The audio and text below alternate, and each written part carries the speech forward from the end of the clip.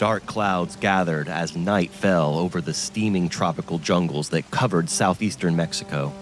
The conquistadors called this place Tierra Caliente, hot land. Through the steady rain, Hernán Cortés marched his small army down from the high valley of central Mexico. He now drew closer to his enemy on the coast, his fellow Spaniard, Pánfilo de Narváez. Narváez had arrived in Mexico a few weeks earlier with an armada of 18 ships. He commanded a legion of 1,000 Spaniards, and he possessed horses, guns, and artillery. Hernán Cortés attacked him with just 266 soldiers, only 5 of whom were mounted. Cortés left a garrison behind in the city of Tenochtitlan to guard his curiously willing prisoner, the Aztec Emperor Moctezuma, through whom Cortés ruled the country and enforced a delicate peace.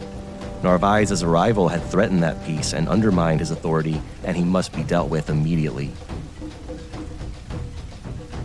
Pánfilo de Narváez demanded Cortés's unconditional surrender, but while Narváez passed his days in frivolous amusement and indulged in luxuries, the brilliant strategist Cortés prepared for battle. Despite his inferior numbers, Cortés possessed some important advantages over Narváez. The first was the element of surprise. Narváez would never expect a daring attack. The second was desperation. The soldiers in Narváez's army sought only fame and fortune, but Cortés's hardened few knew that failure would mean certain death, either at the hands of Aztec eagle warriors or to be hanged as traitors to Spain. The most important advantage, however, was the fervent devotion of Cortés's conquistadors towards their leader. They had been delivered from the jaws of death so often that many had begun to believe that Cortés had supernatural powers. They had witnessed spectacular landscapes, floating cities, and they had acquired lots of gold. Conquistador Bernal Diaz wrote that over their soiled clothes they wore with ostentatious profusion jewels, ornaments of gold, and massive chains winding several times round their necks and bodies, the rich spoil of the treasury of Moctezuma.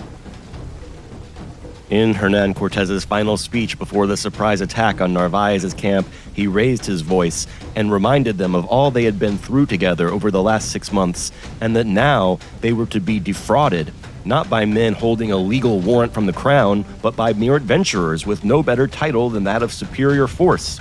Their claims were to be dishonored, their services to country converted to crimes, and their names branded as traitors. God would not desert his soldiers of the cross. Those who he had carried victorious through enemy hordes would not be left to fail now, and if they should fail, better to die like brave men on the field of battle than with fame and fortune cast away, to perish shamefully as slaves on the gibbets.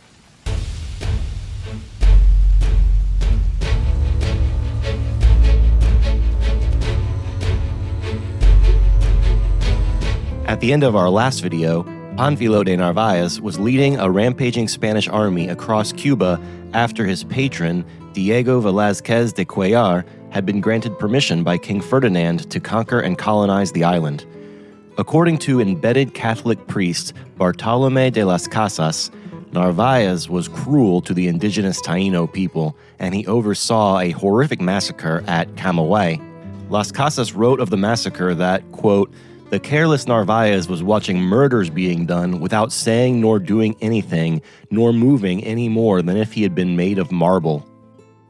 Bernal Diaz accused Narváez of being stingy and said that his soldiers suffered in pure penury and that Narváez kept all the spoils of war for himself and that he, quote, "did not give a bit of it to any captain nor soldier, but would say to his head servant, 'Take care that not a single piece of cloth be missing, because I have all of them memorized.'"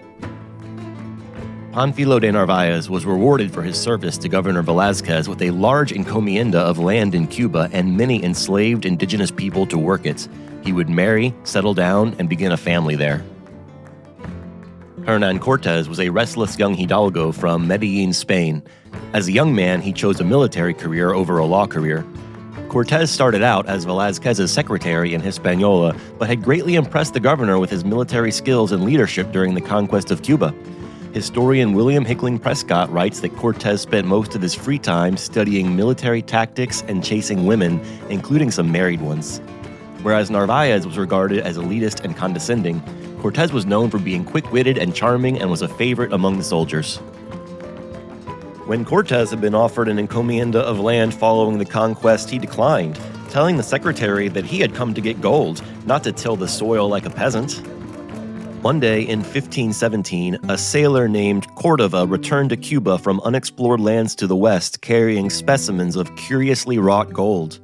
Governor Velázquez immediately dispatched Pánfilo de Narváez to Spain to secure his claim to these lands west of Cuba, and then sent his nephew, Juan de Grijalva, to follow the route of Cordova. Grijalva returned with a rich treasure of jewels, gold ornaments, and vessels of the most fantastic workmanship, as well as talk of a great king in the interior called Moctezuma.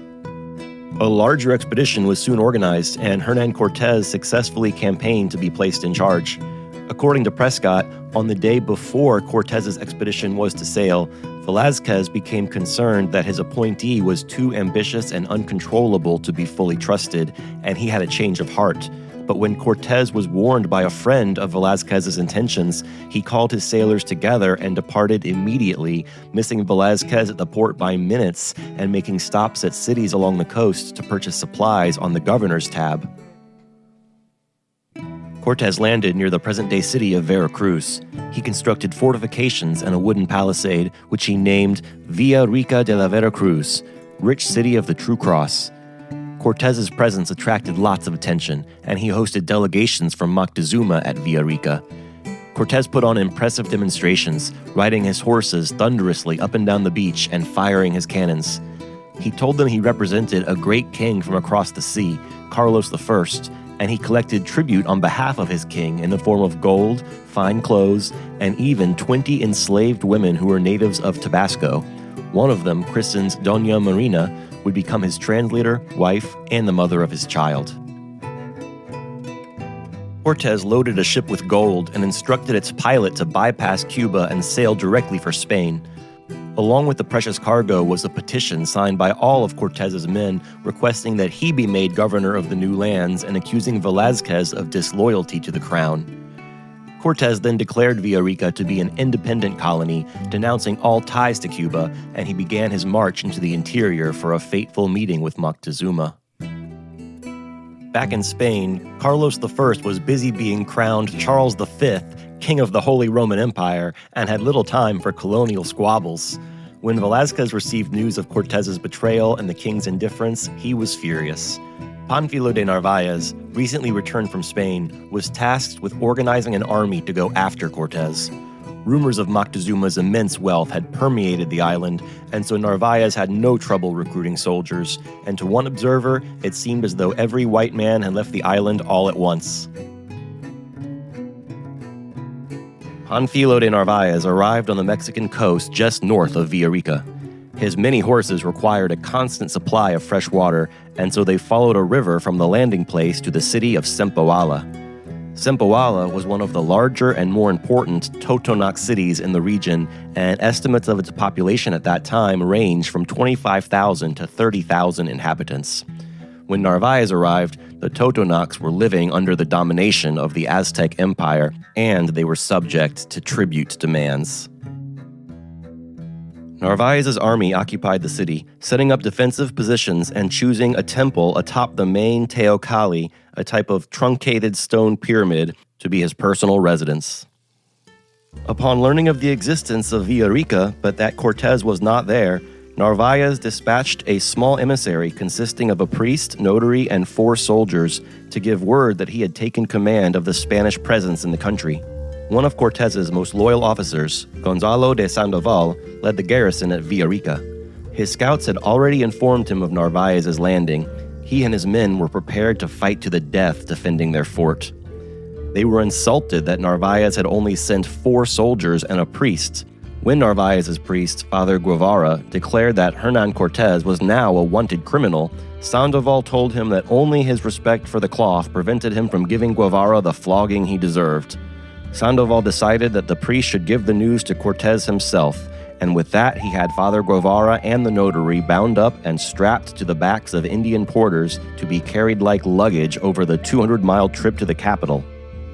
It was Moctezuma who first informed Cortés of Pánfilo de Narváez's presence on the coast. The Aztec emperor showed the conquistador a hieroglyphical map on which Narvaez's army, including his ships, horses, and equipment, were intricately drawn. Cortez pretended to be pleased, rejoicing at the news so as not to reveal any disunity between the two to his host. When the caravan from Villarica arrived carrying Narvaez's priest and notary, Cortez had them released and given new clothes as well as horses upon which to make their entrance into the capital. Cortez treated Father Guevara warmly and lavished him with gifts, even winning him over to a friend. Cortez told him he would happily greet Narvaez and his men as brothers in arms and would share with them all the treasures he had thus far obtained, and that if Narvaez carried a royal commission from the king, then Cortez would submit to his authority. But he knew that Narvaez carried no such commission and that he took his orders from Velazquez in Cuba. As a show of good faith, Cortez sent his own priest, the intrepid Father Olmedo, to deliver extravagant gifts of gold to Narvaez and to appeal for cooperation. Any conflict between them, he cautioned, would lead to certain death for both sides. Cortez also gave Olmedo the secret task of spying on the exact position of Narvaez's troops and artillery, and he packed with his priest hidden stores of gold to be quietly distributed among the common soldiers to sow discord in the ranks. Back in Zempoala, Pánfilo de Narváez remained obstinate and unmoved by Cortez's sentiment of brotherhood. Hernán Cortez had betrayed Diego Velázquez, and now he must pay the price. For Narváez, it was as simple as that. He loudly declared his intention to liberate Moctezuma from Cortez's influence, and as one of his officers put it, to boil Cortez's ears for his breakfast. However, Father Olmedo found Narváez's troops to be a lot more open-minded. They listened eagerly to Olmedo's fantastic accounts of heroic battles and wondrous discoveries. As the priest handed out gold and silver, they couldn't help but contrast Cortez's generosity with the legendary stinginess of Narváez. Father Olmedo's actions in camp did not go unnoticed, and Pánfilo de Narváez would surely have had him arrested if not for the intercession of a high-ranking official, André de Duero, a close friend of Cortez, who convinced Narváez to allow the priest to return bearing an ultimatum. If Cortez did not surrender willingly, Narváez intended to march against him. There could be no negotiation. Cortez had not waited for Father Olmedo to return, having begun preparations for his assault on Narváez long before. Cortez was in a delicate position. Not wanting to abandon Tenochtitlan and lose his influence, he left a garrison under the command of Pedro de Alvarado at the capital and marched with what troops he could spare down from the Valley of Mexico to the Tierra Caliente. He stopped in Tlaxcala, a city-state that, in desperation to throw off the Aztec yoke, had allied with him. Cortez asked his Tlaxcalan allies to produce 60 extra-long spears tipped with copper instead of the usual obsidian. He also rendezvoused with Gonzalo de Sandoval and the members of the garrison at Villarica. When Father Olmedo arrived at Cortez's camp, he provided them with the exact locations of Narváez's cannons and equipment, as well as of Narváez's sleeping quarters atop the main teocalli. Olmedo described Narváez as puffed up by authority and negligent of precautions against a foe whom he held in contempt. He was surrounded by pompous officers who ministered to his vanity. Olmedo then imitated Narváez's booming voice and blustery tones to the great amusement of Cortez's men.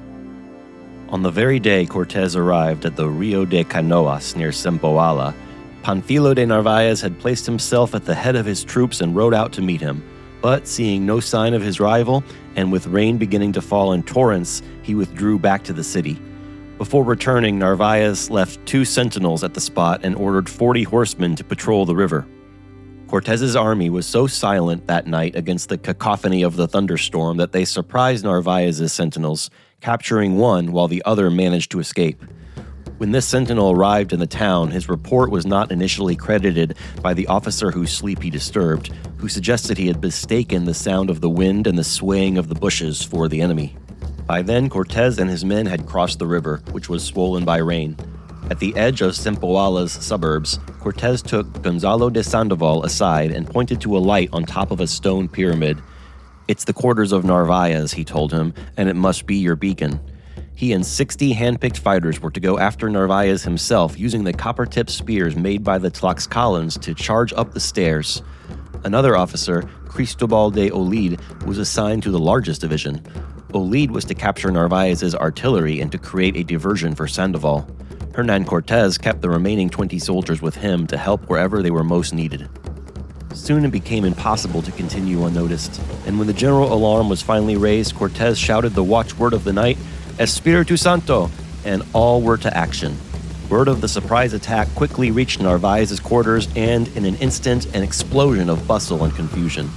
Pánfilo de Narváez leapt out of bed and frantically buckled on his armor. The cannons got off only one round that mostly sailed harmlessly overhead before Olid was able to take possession of them. Sandoval's spearmen could hear Narvaez's loud voice echoing through the storm as they bounded up the stone stairs of the Teocalli. The red-bearded conquistador shouted out orders and encouragement to his guard, and all present reported that Pánfilo de Narváez fought skillfully and bravely. He rallied his men and pushed back the attackers until a pike finally found its target, piercing Narvaez's face. His right eye destroyed, Narvaez cried out, "Santa Maria, I am slain!" and he was wrestled to the ground. Upon hearing Narvaez's cries of agony, his followers laid down their weapons. Soon, Pánfilo de Narváez and his principal officers were being led through the town in chains. He would be held prisoner at Villarica for the next few years. As Narvaez approached Cortez, he cursed his luck and said that he should be grateful to have won such an unlikely victory, to which Cortez replied, "Of all my accomplishments since arriving in this land, I consider defeating you among the least of them." And with that, Pánfilo de Narváez was taken away. According to Prescott, Cortez only lost 6 soldiers in the battle and Narvaez lost 12. So basically, Diego Velázquez sent Hernan Cortez to Mexico to trade, but Cortez decided to try to conquer the Aztec. Then Velázquez sent Narvaez to arrest Cortez, but Cortez fought back and beat Narvaez and used his troops as reinforcements. After Hernan Cortez was done conquering the Aztecs, he sent a series of letters to the king in Spain asking to be rewarded for his achievements instead of punished for mutiny, and the king eventually decided to make Cortez the Marquis of the Valley of Oaxaca. He wasn't the viceroy. They gave that title to another nobleman, Antonio de Menendez, but Cortez kept the title of Marquis of the Valley in his family for the next 300 years. I learned at the very end of this process that Hernan Cortez pronounced and signed his own name Hernando or Fernando Cortez, but that historians started shortening it to Hernan about 100 years ago. But I already did the whole video calling him Hernan, so I'm not going to change that. As for Pánfilo de Narváez, he was left in jail in Mexico for about 3 years, and eventually he got out. Luckily for him, he still had some powerful friends in Spain, and it did take 3 deaths, Ponce de Leon in 1521, Francisco de Garay in 1523, and Diego Velázquez himself in 1524, but Pánfilo de Narváez did get another chance when he was named the Adelantado, or governor of Florida, in 1526 by Charles V. Narváez would not survive his expedition to Florida. He died somewhere near the Mississippi River in the year 1528. But 4 members of the expedition did survive by walking from Florida all the way to the Pacific Ocean over 8 years, 1528 to 1536. We'll have to talk about that on the next installment of Who Was Pánfilo de Narváez? So look forward to part 3. And in the meantime, don't forget that I do an in-person history tour in St. Petersburg, Florida. It's called the Jungle Prada Site History Tour. Thanks, and thanks for discovering Florida. Thanks for discovering Florida with us.